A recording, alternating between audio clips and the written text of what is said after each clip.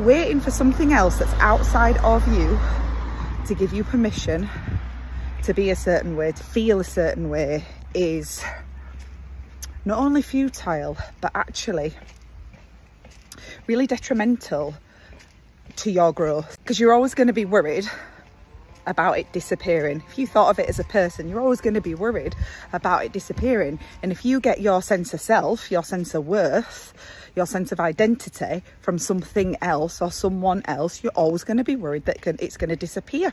And as I'm walking to the gym, it feels like the perfect time to bare my soul. So like pretty much every female across the planet, from the moment that I drew breath, I was breathing the air that told me that I should like measure myself against everybody else. I should uphold like ridiculous beauty standards. I need to be young forever. I need to be like Nigella in the kitchen and a whore in the bedroom. Like I've got to be everything, mainly through the male gaze. But like women in particular are basically told they're not enough constantly. You're not enough. Diet culture and all that in the 90s was absolutely rife, let's be honest, right? Absolutely rife. Girls' magazines were all about how you look and all of that stuff. So I don't think it would come as a surprise to anyone to think that after I had my children, I had this deep hatred for this new body that I had. Like deep hatred. And bear in mind, I was only in my 20s at this point, and this is the 90s. Slapped on top of that, supermodels, like be as skinny as you should be, everything airbrushed, everything photoshopped, all of that stuff. For 20 solid years I battled with hating the body that I lived in, like really disliking it, really not feeling like it were good enough. But I knew what the answer was. I knew how I was going to be able to fix this. As soon as I had enough money to have my abs repaired so that my diastasis recti would no longer like restrict me from doing like sit-ups, and my core would be super strong, and I had a tummy tuck to remove my mummy pouch, my life was just going to start and get better and better and better. Of course, Project Remodel the Body was going to, you know, require some resources. It was going to cost a few bob. Anyway, for 20 long years, I dreamed of the day when I would literally cut my body, chop bits of my body off. I just knew once I had got rid of that mummy pouch and all the associated stretch marks, once I felt really strong and like even more able in the gym. By this time, you know, I'm doing triathlons, I've run marathons, half marathons, CrossFit, all that shit. That was like wet, like it was layers, years and years, layer upon layer of this hatred, but this pedestalizing of this moment. When I have this surgery, life just gets to be different. So 3 years ago in Dubai, I had my tummy tuck and my abs repaired. I was so excited. It all went really, really well. I had my surgery just before lockdown. Then, of course, no one could go anywhere and I couldn't eat much straight afterwards. I lost loads and loads of weight, but I had never felt better. I was like, this is it. This is the utopia that I've been looking for. This body, everything about it, I am so happy. I knew when I had this, everything would be different.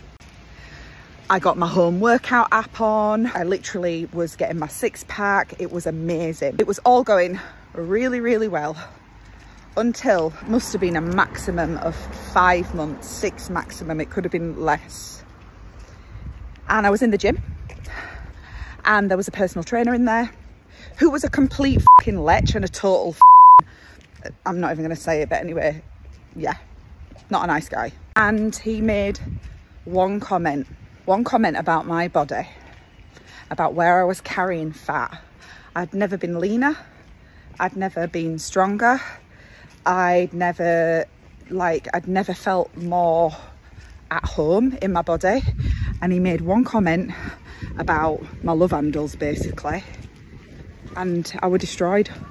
We'll just park the fact that he's a bit of a cunt, right? But he did me a favour. He made me realise that everything that I'd done this pedestalizing of this thing that I was going to get in the future that was going to make me different. It was going to help me feel differently. That wasn't it. That wasn't the solution. I'd literally put a plaster over 20 years of hating myself, 20 years of hating my body. I'd put a plaster over it. I hadn't done the work underneath to build that on top of some kind of solid foundation.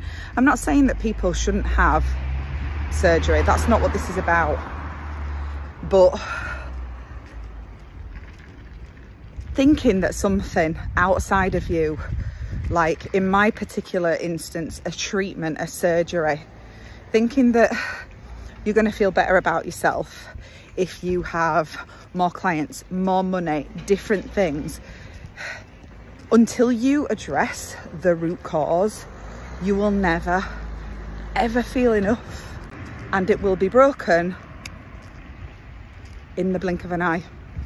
Maybe not immediately, maybe 6 months down the line, but at some point it will be broken, or you'll be waiting for it to be taken away.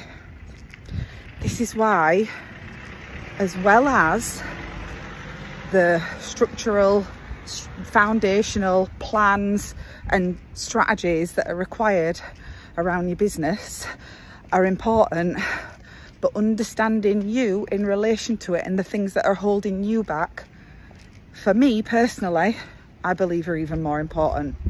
By the way, if you come to me, you're going to get both. You're absolutely getting both. But if we build it on a foundation that's not solid, it is going to be a temporary structure. So just check in with yourself. You know, it could be any kind of shiny object, it could be an experience, it could be a thing, but if you ever say to yourself, when I get that, I will feel, when that happens, I'll know I've made it, all of those things, like, that is a red flag.